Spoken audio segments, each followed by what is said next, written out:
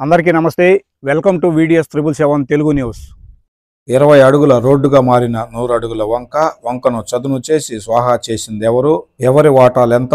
ఆక్రమణకు సహకరించిన అధికారులకు లక్షల్లో ముడుపులు. కొత్త RSR పుట్టుకతో చాలా వరకు ధ్వంసం కానున్న ప్రభుత్వ ఆస్తులంటూ గుసగుసలు.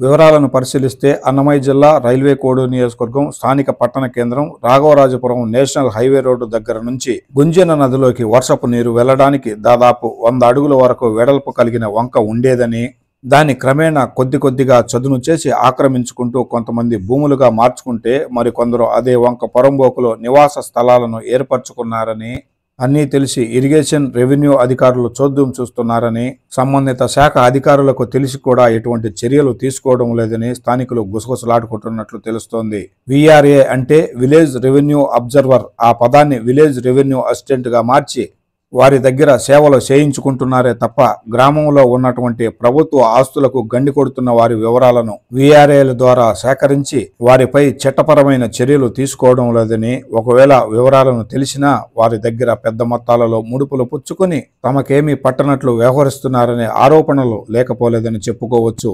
VRA అదే విలేజ్ రెవెన్యూ అబ్జర్వర్ అనే ఉద్యోగానికి స్థానికులు మాత్రమే అర్హులు. ఆయా పంచాయతీలలోని ప్రభుత్వ ఆస్తులైన గుడి, బడి, శ్మశానం, వాగులు, వంకలు, కాలువలు, చెరువులు ఇలా అనేక రకాల ప్రభుత్వ ఆస్తులు ఎంత మేర ఉన్నాయో, అవి ఎక్కడెక్కడ ఉన్నాయో ఆ వివరాలను సేకరించి ఆ ప్రభుత్వ ఆస్తులను సంబంధిత శాఖల అధికారులు ఎందుకు గుర్తించలేకపోతున్నారో, ప్రభుత్వ ఆస్తులను ఆక్రమించుకుంటున్న వారి దగ్గర ఎంత మొత్తాలలో పుచ్చుకుని ఆక్రమణదారులకు అడ్డుకట్ట వేయలేకున్నారో అర్థం కావడం లేదని పలువురు మేధావులు భావిస్తున్నట్లు కూడా తెలుస్తోంది.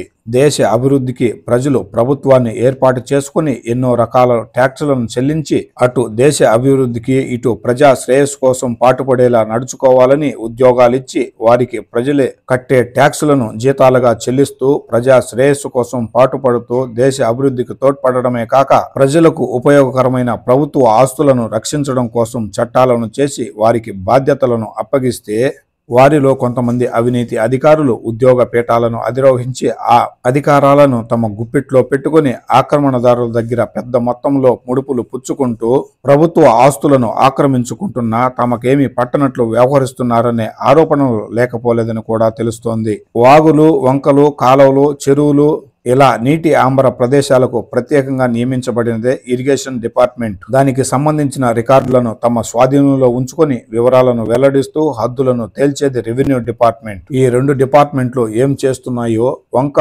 ఆక్రమణదారులపై ఎందుకు చర్యలు తీసుకోవడం లేదో, ఆక్రమణలను ఎందుకు తొలగించలేదో, ఆ వంకకు సంబంధించిన సర్వే నెంబర్లు, మొత్తం విస్తీర్ణం, ఎవరెవరు ఆక్రమించుకున్నారో వారి వివరాలను స్థానికుల ద్వారా తెలుసుకుని మునుముందు ప్రచారమయ్యే వార్త ద్వారా బయటపెట్టేందుకు సమాయత్తమైంది మన VDS 777 తెలుగు న్యూస్ బృందం. తదుపరి ప్రచారమయ్యే వార్త ద్వారా పూర్తి వివరాలను తెలుసుకుందాం. అంతవరకు సెలవు. నమస్కారం.